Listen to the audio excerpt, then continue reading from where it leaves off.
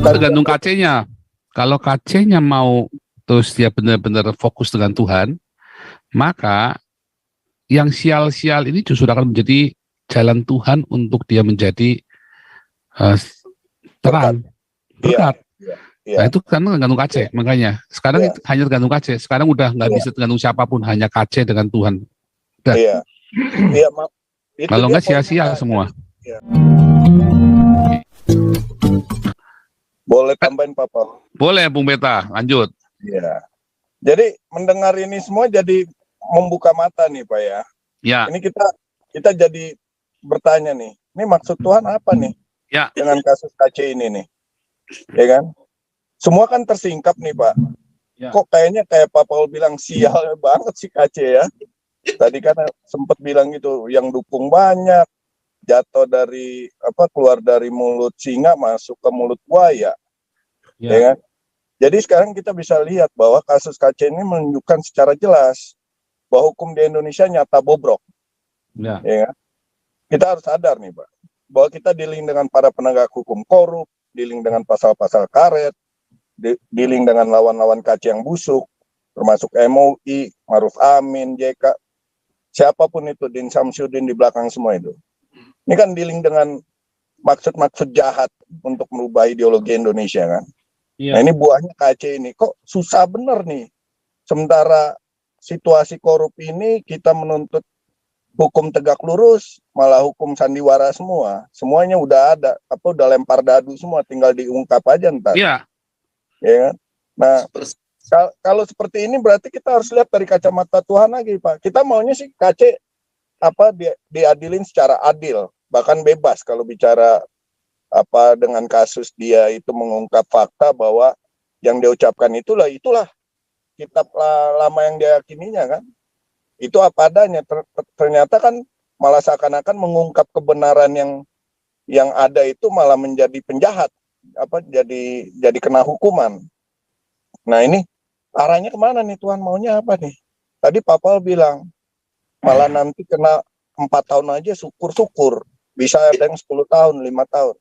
Nah berarti kita fokusnya jangan di proses ininya Pak, karena ini dealingnya udah dengan biadab korup semua nih Pak. Ya kalau Tuhan mau dia masuk penjara, kita fokusnya di situ. Jangan-jangan nanti dengan KC di penjara. Ini kan bicara KC, bicara alat Tuhan ya. Kalau kita bicara dia masuk ini walaupun banyak hal yang mengungkap kejahatan bukan kejahatan, hal-hal yang tidak berkenan di dalam keyakinan yang lamanya, kemudian dia menyatakan kebenaran, walaupun dia selalu bilang dia bersaksi juga mengenai Tuhan Yesus, tapi lebih persentasenya lebih banyak yang mengungkap yang mengenai keyakinan lamanya kan. Nah kalau misalnya ini dia dengan pengetahuan itu di dalam dia ungkap, saya yakin makin banyak orang ninggalin agama lamanya Pak. Ya. Nah ini kalau emang terjadi, ya kan, tinggal penguatan dari yang benar-benar untuk menyatakan. Nah itu tergantung KC-nya. Kalau KC-nya mau terus dia benar-benar fokus dengan Tuhan, maka yang sial-sial ini justru akan menjadi jalan Tuhan untuk dia menjadi terang, berkat. Nah itu kan tergantung KC, makanya sekarang itu hanya tergantung KC. Sekarang udah nggak bisa tergantung siapapun, hanya KC dengan Tuhan. Kalau nggak sia-sia semua. Ya. Mungkin ini memang jalan Tuhan untuk ke situ. Ya. Kalau misalnya KC bebas ya, misalnya kemarin tuh atau P21 terus atau gimana terus bebas hukumannya ringan, malah kesannya ini bukan pekerjaan Tuhan, bukan Tuhan mau seperti ini, malah kita dealing dengan sesuatu yang korup, sesuatu yang jahat. Ya kan? Biarin KC jadi korban, tapi dari situasi korban itu malah terang itu nyata nanti. Ya. Oh iya. Nah mungkin begitu Pak. Jadi ya kita nggak perlu lagi khawatir bela KC lagi, karena udah dari awalnya udah banyak kendala-kendala dengan ketidakjujuran, dengan motivasi yang nggak lurus di pihak-pihak yang sekarang di lingkungannya KC. Ya kita nggak tahu lagi lah siapa itu mereka ya kan. Sementara mereka di pengadilan di Ciamis itu saya dengar, wah kok kayaknya bagus juga dia cara mengungkapnya ya. Tapi ternyata di balik itu kan kita nggak tahu ada motivasi apa ya. Entah apalah. Nggak bisa Pak. Apa. Kalau udah sidang itu ya Pak. Kalau sudah sidang, orang itu semua yang di sidang itu tuh cuman apa ya? Begini nih, orang tersangka, pelapor, polisi, jaksa, hakim, ya, mereka itu koordinasi. Sebelum sidang yang aslinya itu yang ada di balik layar itu, keputusan di balik layar itu. Sidang yang di depan masyarakat umum itu adalah sebuah pertunjukan bagaimana proses itu berjalan supaya masuk akal. Kenapa ada tuntutan A, ujuk-ujuk vonisnya B, itu disetting di belakang. Harus, kalau enggak ruwet Pak di tengah itu, wah berantem, dua. Itu semua yang di dalam tengah itu adalah sebuah pertunjukan. Mau apapun isi sidang itu, keputusan itu sudah dibuat Pak. Iya, sandiwara. Sebelum hakim itu menyidang orang, dia kan sudah baca perkaranya. Dia sudah lihat BAP-nya, saksi-saksinya. Terus ditanya jaksanya, ini gimana sih, kamu nggak periksa ini? Udah diperiksa, saksi-saksi udah diperiksa sama jaksa. Sama polisi juga sudah ditanyain penyidiknya, penyidik kejaksaan, penyidik polisi. Jadi yang terjadi dalam ruang sidang itu hanyalah sebuah pertunjukan saja, Pak. Mau bagus indah dengan kata-kata yang mendayu-dayu, itu bullshit semua. Itu bullshit semua. Itulah, percayalah, saya ini maklar kasus kelas saya itu udah ratusan miliaran, Pak. Kita nggak ada, kalau nggak ada kasus, Pak. Bukan cuman puluhan juta, Pak, ratusan juta, miliaran, Pak. Kasus-kasus yang saya tanganin, Pak. Memang belum sampai puluhan miliar ya. Belum sampai puluhan triliun lah, tapi pernah lah sampai seberapa ratus miliar ya pernah ya gitu. Tapi ya intinya itu semua itu hanya retorika. Makanya saya tadi bilang ya, ini kan cuma retorika pengadilan KC. Sudah ditentukan Pak sebelum masuk ke pengadilan itu sudah ditentukan vonisnya sekian. Jaksanya udah bilang, Bang, nanti sekian ya Bang. Oh kok bisa begitu? Ya begini karena dananya ada sekian. Oh jangan kurang. Misalnya nih, itu semua sudah terjadi di belakang pengadilan, harus sudah selesai.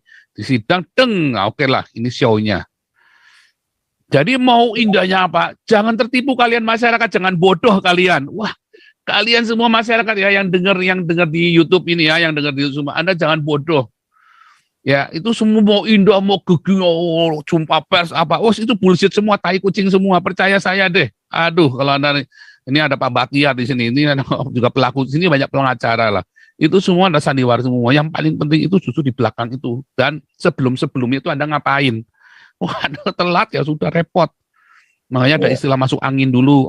Dari mana dulu nih? Dari sana. Wah, ada masuk angin. Ya, itu udah nggak bisa berarti. Istilah-istilah itu. Jadi yang di belakang ini yang penting. Pengadilan yang jujur pun di Indonesia begitu. Itu jujur. Bukan berarti terima uang jaksanya atau hakimnya, belum tentu. Tetapi yang dimaksud, itu memang harus disetting dulu oleh panitianya, Pak, si panitera ini, supaya nanti tampilannya jangan nanti bacok-bacokan di ruang sidang, tiba-tiba ada yang bawa gebuk-gebukan, supaya jangan begitu, nggak elok gitu. Tapi kita bahas dulu di belakang, ngomong-ngomong, oke nanti kita sini, oke panggil saksinya, oke semua, nggak akan tiga hakim ini ributnya di belakang.